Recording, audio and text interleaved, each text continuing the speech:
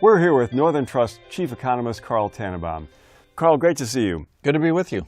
So in the aftermath of the Brexit vote, Google reported a rise in searches for what is the EU. Tell us a little bit of background. How did the European Union come about?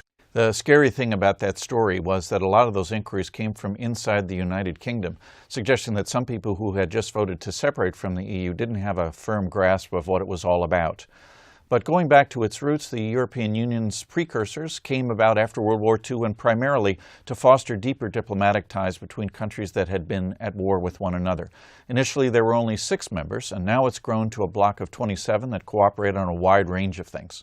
So what are the key features? Today, the countries that are part of the European Union cooperate on a wide variety of things, cultural, diplomatic, but the focus in the wake of the Brexit vote has been on the economic cooperation. Together, they form product standards which make it easier for services and goods to be sold throughout the continent in a very fluid way. Border control is much less. Passport allows free movement of people to find new jobs. And in addition, as you know, many of the countries within the European Union are part of the euro currency area, which further facilitates commerce between the member nations.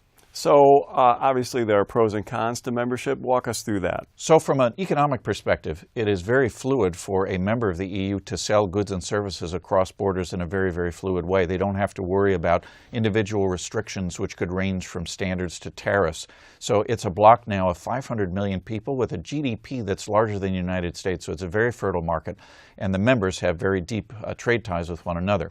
They also have cooperated to allow people to move to where there are jobs. So people with an EU passport can move anywhere they want to find work, and that hopefully is creating an economic vibrancy. Of course, the downside is that you do have to keep your borders open.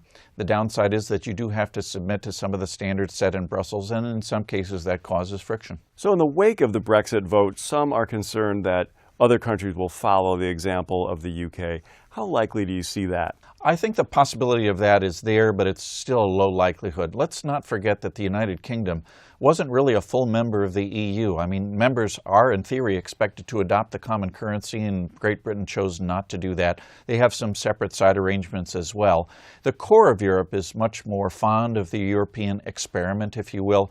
They're much more closely tied by a lot of levels, including the currency. And so the give up for other countries to leave the European Union would be much larger than they are for Great Britain. Well, Carl, thank you for your perspective. You're very welcome.